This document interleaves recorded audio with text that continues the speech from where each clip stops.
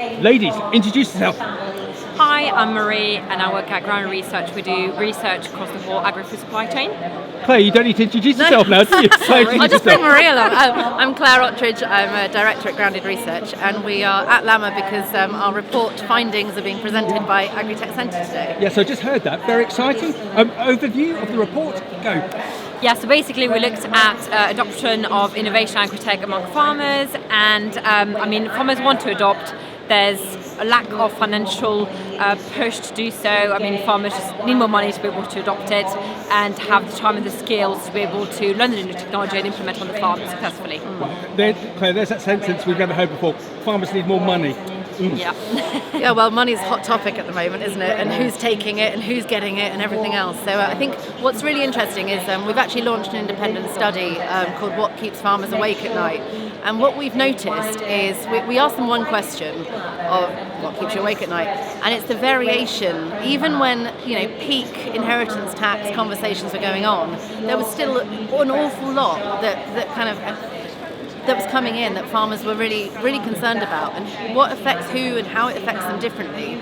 So what we want to do is build a picture of that landscape so people can understand the sector better, especially if they're coming from outside or from the periphery looking in. Yeah, I've got a great analogy for you both and for your great business. You're a bit like bees, that you're going to a plant and picking up the pollen, you're picking up that information, so you have an understanding as to what's going on. Are you positive about the future in respect to the data, the information that you're getting?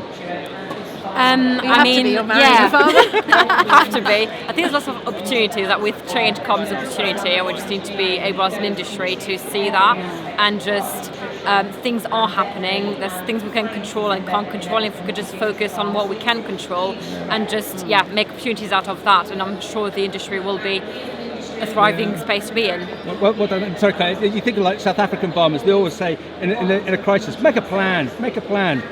Hard to plan when there's so much uncertainty. Yep. I think what we noticed, and we were at the Oxford Farming Conference last week actually, and where I think the industry is it's a tightrope, and whatever happens, it's going to bring the industry together for good or for bad. Yeah. We don't quite know which way it's going to swing. I really hope that what it does, and where farming and agriculture is at the moment, is going to be unifying in a way that no one else is going to do it for farmers. Yeah. But if you want to go, there's a classic line, if you want to go fast, go alone.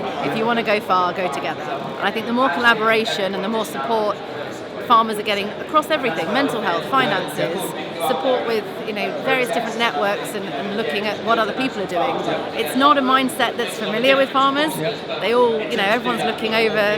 My dad's a Fenland farmer. As soon as he sees what someone else is doing, he's like, on it. But I think it's collaboration is going to be key. Okay, and talking about collaboration, you've got a great collaboration with your business with Women in Food and Farming. Just talk us through that. So Women in Food and Farming I got sucked into because I went along to a networking event and stuck my hand up for some volunteering. Found myself on the steering group, and Marie's joined us on the ops team. Oh, fantastic. Okay. And we've got over 1,500 members now. It's free to join, and we try and run as many events as possible.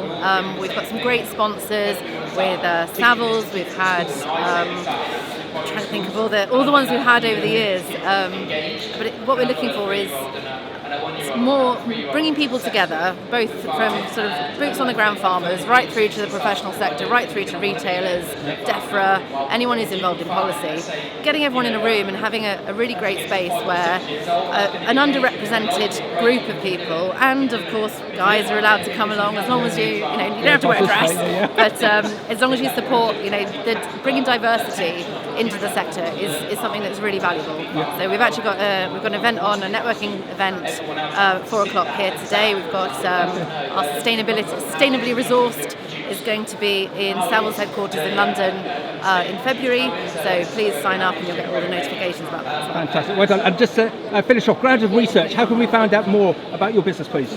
Well, you can find us on basically all of the social media platforms. We're on LinkedIn, Instagram, and also our website. And just go to groundresearch.com, I think. Go on, Claire, wrap up for us. Please find out more about us. We've got a great panel of farmers, we've got a great panel of people in the supply chain, and we've got a consumer panel. We're looking at doing research right from plough to plate, farm to fork, and everything else in between. So you're brilliant. We're holding up Caleb. Go back to it. Thank you.